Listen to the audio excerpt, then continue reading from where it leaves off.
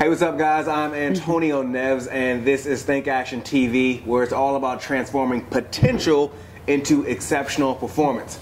Right now, I'm being joined by Jenny Blake. And Jenny Blake is the author of Life After College, and she's the true essence of a solopreneur. She is a speaker, she's a coach, she teaches yoga, she does it all, and she's even here on the show. Thanks for joining me. Yay, my pleasure. Great to be here. Absolutely. So, a word that's bandied around like no one's business these days is passion. Oh my God, what's your passion? Right. What are you passionate about? It took me a long time to figure out what my passion was, right? I'm doing it right now, interviewing people. But for that person out there who has no idea what their passion is, where do they begin? The first thing I say is take some of the pressure off. You're not going to find your passion if you're straining like a weightlifter, veins bulging, totally trying so hard. Yeah. And one thing that I tell my audience is instead of thinking of your career like a ladder, a very linear, templatized process, think of it like a smartphone. It's a lot more dynamic and fluid. You get to decide. There's no phone competition. Your phone is your own.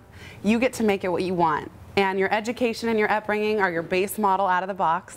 Then it's up to you to say what apps, skills, experiences, hobbies, side hustles, what do I want to add into the mix? And so instead of feeling that pressure to find your passion in one fell swoop, take it one little baby step at a time and experiment things. Don't be afraid to try new things. For people who may know their passion or don't know their passion, a big thing sometimes is people feel like really stuck. They feel really lost. How do you step out of that lostness, if that's a word? Yeah. There are two concepts that have helped me tremendously from one of my favorite authors and life coaches, Martha Beck. And she talks about these two frameworks. So one is the difference between your social self and your essential self. Who you make up for your family, your friends, society, your teachers, your boss. That's your social self. And to an extent, it's good that we follow that. It's helpful. Yeah. And yet, what does your essential self want? What's that part of you that just feels that natural love for something and that excitement and joy and energy? And so one thing is to start noticing, what decisions am I making based on my social self and surroundings, and what feels really genuine and authentic. And the second metric, the kind of framework that she talks about is shackles on versus shackles off. So when you're thinking about a job or a person or a task, does it feel shackles on, like you have 50-pound weights constricting your ankles, or does it feel shackles off, freeing, exciting, soul-stirring? And to the extent that each of us can check in with ourselves every day for every task with every person and say, does this feel shackles on or shackles off? And if all you did was go toward what felt shackles off, that's already a huge start. So as people are pursuing their passions and taking those shackles off, I know a lot of people get caught up, and I'm guilty of this myself, and starting to compare myself to other people. Look at Jenny Blake. She teaches yoga. She has a blog. She has a best-selling book. What are some of the perils of comparing ourselves to the other folks out there like you? There's an exercise in my book called The Upside of Envy, where I say, look, we're going to compare ourselves. So instead of using that as a tool to beat ourselves up and hate ourselves even more, which, sometimes we have a tendency to do, use it as information. Make a list of all the people in your life who you admire or have that little twinge of envy for, and then so that's on the left-hand column, and then on the right, give some reasons why. What are the adjectives? Maybe it's highlighting some things for you that you want to do or be or have in your life. And in that sense, actually starting with a list of people who you have the jealousies about can be really informative to finding your passion. Okay, so say we get out of jealousy. We get a little focused. We take the shackles off. Love it. But then it's like we have this blank slate in front of us, and we're like, do I do this first, or do that first, or do that first? What's the quickest and easiest way, if easy is the right word, to start taking action? Another one of my favorite quotes, I'm a quote junkie, action is the antidote to despair. And for a lot of people who are just starting out in their career or wanting to make a switch midway, there's a sense of despair. If I don't pick the perfect thing, then I'm screwed. And instead, if you can start with taking little micro actions, you're going to be on your way. And if it's truly your essential self, shackles off kind of stuff, I like to say the universe rolls out the red carpet. you are not going to see the whole path at the outset. And people have got to get comfortable with a little bit of uncertainty to say, look, I may not see my whole future mapped out perfectly in front of me.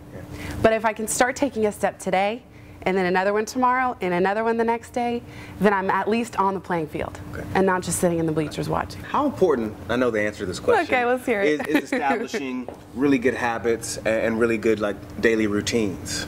I think it's critically important. You gotta take care of yourself first and put yourself first. And I've learned that the hard way many times. When I was working at Google for 5.5 years before I took the blog and the book full time, and there were numerous occasions where I almost fainted at work, where I was crying in meetings, where it was so clear that my body was fighting back because I'd been working myself into the ground trying to do it all. So Tony Schwartz and Jim Lohr, the authors of Power of Full Engagement, talk about managing our lives like a series of sprints and recovery rather than a marathon. And that way, the key thing, most of us are good at sprints. We know how to get in the zone and grind and get things done. But a lot of us have a hard time with recovery, saying it's okay to rest. It's okay to go work out, go for a run, take a nap. So I think for go-getters, people who are watching this, the key is go have your sprints, but build in the recovery too. Right. You had a very successful career at Google. It could still be very successful and lucrative today, right, but you chose to walk away from that to pursue your passion and your endeavors that you're doing right now. Tell me a little bit about why you do what you do.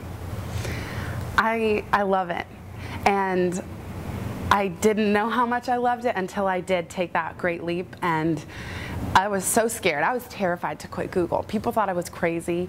Gave up 6-figure salary, 3 meals a day, great benefits, gym, yoga. But there was a part of me that felt like I will always regret if I don't try and take this full time and give JBE, Jenny Blake Enterprises, its best chance at success. And once I started doing that, I realized that I was excited to wake up every day, and I truly want to dedicate my life to inspiring people and moving them to action. And to the extent that I'm able to do that and then get feedback in return, and it creates this amazing cycle of energy and positivity in the world, that's why I wake up every day. And for that person who's ready to take that leap of faith and start that new endeavor, any recommendations for them? Go with your gut. Go with your gut, and know that your worst case scenario, A, probably won't transpire, but B, if it does, you are creative and resourceful and you will figure it out. Right. Go with your gut. Yeah. Take the shackles off. Exactly. Hopefully you won't end up in prison. Right. Jenny Blake, thank you so much for joining me. Thank you. Thank you guys for watching. There'll be more Think Action TV coming at you soon.